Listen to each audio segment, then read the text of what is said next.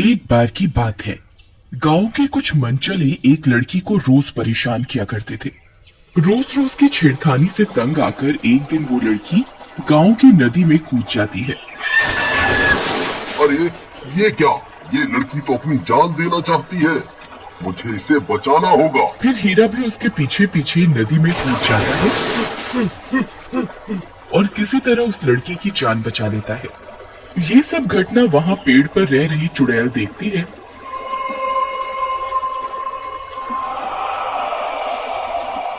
तो उसे हीरा से प्यार हो जाता है और वो एक सुंदर सी औरत का भेष बदलकर हीरा से शादी करके उसके साथ उसके घर में रहने लगती है। फिर कुछ समय बीतने के बाद उनके घर एक प्यारी सी बच्ची का जन्म होता है। हीरा बच्ची को गोद में लेकर बहुत खुश होता है, लेकिन रेशमा मन ही मन डर रही होती है। अरे रेशमा, क्या हुआ? देखो ना, भगवान ने हमें कितनी सुंदर बिटिया दी है। रेशमा मन ही मन सोचती है, मैंने तो खुद पर काबू पा लिया है, लेकिन मेरी बेटी अभी छोटी है। कहीं गांव वालों को पता चल गया कि ये चुड़ैल है तो वो इसे जिंदा नहीं छोड़ेंगे। फिर कुछ ही दिनों में रेशमा की बेटी दूसरे बच्चों के मुकाबले बहुत तेजी से बड़ी हो रही थी। एक दिन वो गांव के बच्चों के साथ खेल रही होती है। अरे सुमन, देख तो सही, ये रेशमा की बेटी कितनी जल्दी बड़ी हो गई है। इसकी उम्र के बाकी बच्चे तो इसके आगे बौने लग रहे हैं। तभी खेलते खेलते जैस्मिन को गुस्सा आ जाता है और वो एक बच्चे की गर्दन पकड़कर उसे हवा में उठा देती है।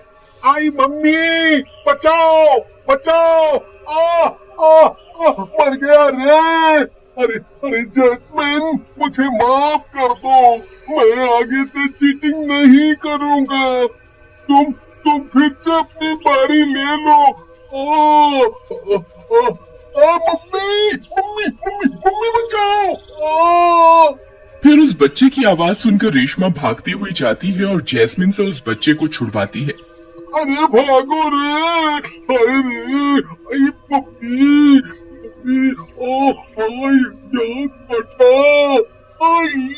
जैस्मिन, ये तुम क्या कर रही थी? मैंने तुम्हें मना किया था ना कभी किसी भी बच्चे को हाथ मत लगाना। लेकिन माँ, उसने मेरे साथ चीटिंग की। मैंने तो सिर्फ उसे हल्का सा हाथ ही लगाया था और वो मम्मी मम्मी करके रोने लगा। बेटा, तुम आम बच्चों की तरह नहीं हो, तुम इन सबसे अलग हो। मैं इनसे अलग कैसे हूँ माँ? जैस्मिन के सवालों का जवाब रेशमा नहीं दे पाती और उसे घर के अंदर ले जाती है। फिर एक दिन रेशमा जैस्मिन के बाल बना रही होती है। माँ, आज मेरी 2 चोटी करो ना। नहीं नहीं बेटा, अभी तुम्हारे बाल इतने लंबे नहीं है कि 2 चोटी हो सके। फिर रात होने पर सब सो रहे होते हैं। तभी पड़ोस के घर में से किसी औरत के चीखने की आवाज आती है। अरे मर गई रे! हाय रे! कोई मेरे बालों पर उस तरह फेर कर मुझे गंजा कर गया रे! हाय रे, मैं तो गंजी हो गई।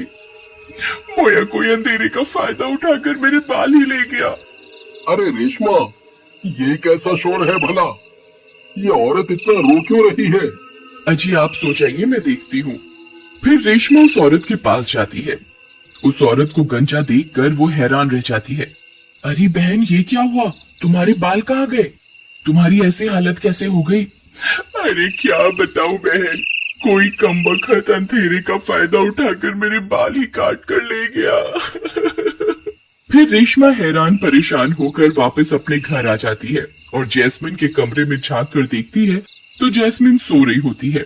फिर सुबह होने पर जैस्मिन फिर से अपनी माँ के पास बाल बनवाने आती है।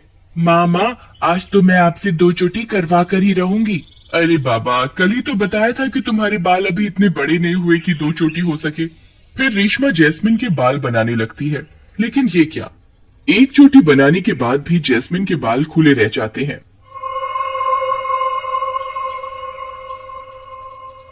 देखो माँ, इन बालों की एक और चोटी बना दो। ये कैसे हो सकता है? कल तो 1 ही चोटी बनी थी। ये रात रात में बाल बढ़ कैसे गए? फिर जैस्मिन 2 चोटी बनवा कर बाहर खेलने चली जाती है। रात होने पर गांव में अचानक से चीख पुकार मच जाती है। अरे मर गई रे! मेरे बाल कौन काट कर ले गया? अरे गांव वाले जल्दी आओ, देखो कोई नासपीटा मेरे बालों को काट कर ले गया।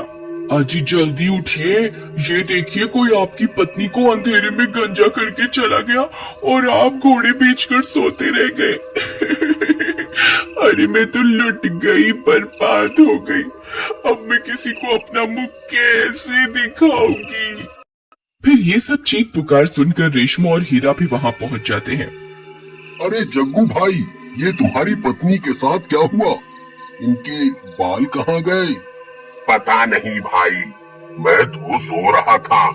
रात के अंधेरे में कोई आया और इसके बालों पर उस तरह फेर के चला गया।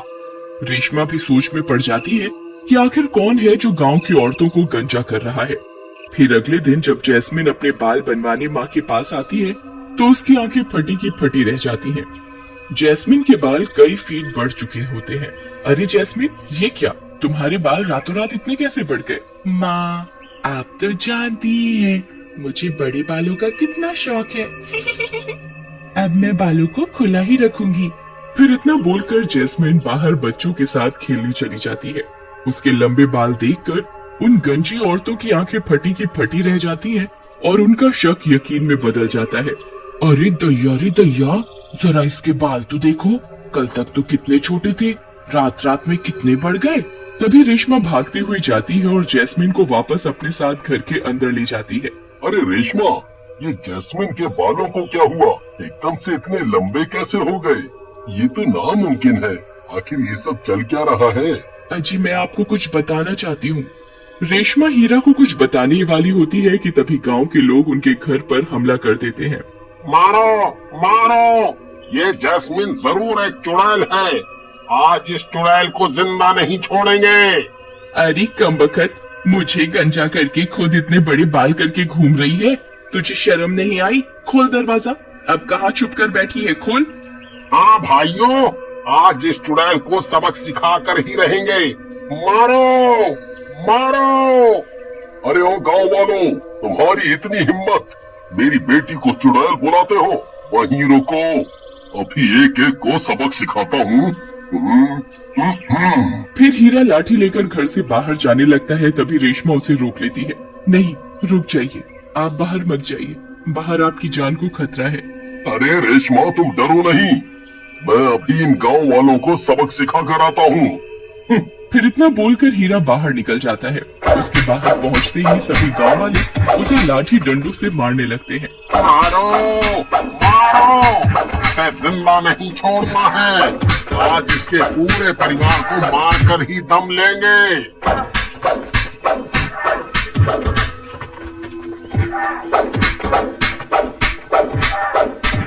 फिर रेशमा हीरा को बचाने के लिए घर से बाहर दौड़ पड़ती है। लगता है अब मुझे असली रूप में आना ही होगा, नहीं तो ये लोग इन्हें जिंदा नहीं छोड़ेंगे। फिर रेशमा अपने असली चुड़ैल के रूप में आने की कोशिश करती है, लेकिन वो रूप नहीं बदल पाती। अरे ये क्या, मैं चुड़ैल क्यों नहीं बन पा रही? नहीं, ऐसा नहीं हो सकता। अगर मैं चुड़ैल नहीं बनी तो इनकी जान नहीं बचा पाऊंगी। फिर बहुत कोशिश करने के बाद भी रेशमा चुड़ैल का रूप नहीं ले पाती। फिर उसे ध्यान आता है शायद जैस्मिन के जन्म लेते ही उसकी सारी शक्तियां जैस्मिन में चली गई हैं। फिर वो भागते हुए घर के अंदर जैस्मिन के पास जाती है। जैस्मिन, चलो, तुम्हारे बाबा को तुम्हारी जरूरत है, जल्दी चलो, नहीं तो गांव वाले उन्हें मार डालेंगे। फिर वो दोनों भागते हुए बाहर जाती हैं। गांव वाले अभी भी हीरा पर डंडों की बरसात कर रहे होते हैं। जैस्मिन, तुम्हें अपने असली रूप में आना होगा, अपनी शक्तियों को पहचानो, तुम्हारे बाबा को आज तुम्हारी जरूरत है।